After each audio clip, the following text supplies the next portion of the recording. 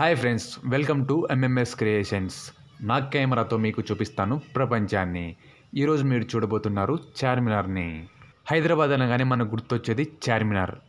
హైదరాబాద్ మహానగరంలోనే పెద్ద పర్యాటక కేంద్రం చార్మినార్. అక్కడ మనకి ఎదురుగా కనిపిస్తుంది కదండి, అదే చార్మినార్. ఇప్పుడు అక్కడికే మనం నడుచుకుంటూ వెళ్తున్నాం. ఇక్కడ చాలా రకాల బిజినెస్లు అయితే చాలా పెట్టారండి. చుట్టూ బిజినెస్ ఏంది, ఎటు చూసినా కూడా. ఇది నేను సెకండ్ టైం వచ్చానమాట. సెకండ్ టైం వచ్చిన తర్వాత అక్కడ పోలీసులు అయితే ఆపేస్తున్నారు. ఎందుకంటే ఈరోజు ఏదో బంద్ ఉందంట. అందుకని చెప్పి ఎవరిని లోపలికి అయితే అలౌ చేయలేదు. చార్మినార్ని మీకు చూపించాలని చెప్పి చాలా దూరం నుంచి వచ్చినాను, కానీ వీళ్ళు పోలీసులు అయితే అడ్డుకుంటున్నారు, లోపలికి ఎవరిని పోనీలేదు.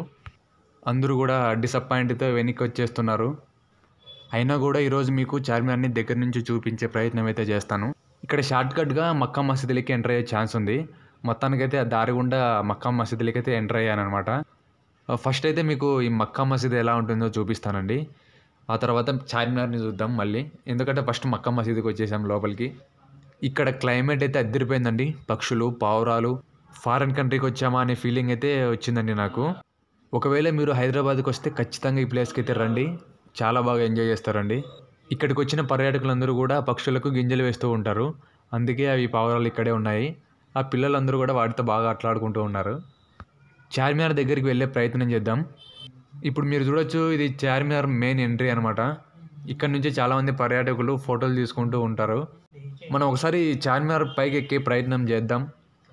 లోపలికి అలా ఉంటుందో లేదో అక్కడికి వెళ్ళిన తర్వాత మనకి తెలుస్తుంది. మేబీ వెళ్ళే ఛాన్స్ ఉంటుందేమో అని అనుకుంటున్నాను. ఇక్కడ పోలీసులు అయితే ఎవరు కనిపించట్లేదు. పోలీసులు అయితే ఉన్నారండి, 4 వైపులా కూడా పోలీసులు ఎవరిని లోపల రాకుండా చూస్తున్నారు. ఇప్పుడు ఎగ్జాక్ట్గా ఈవినింగ్ 5 అవుతుందండి.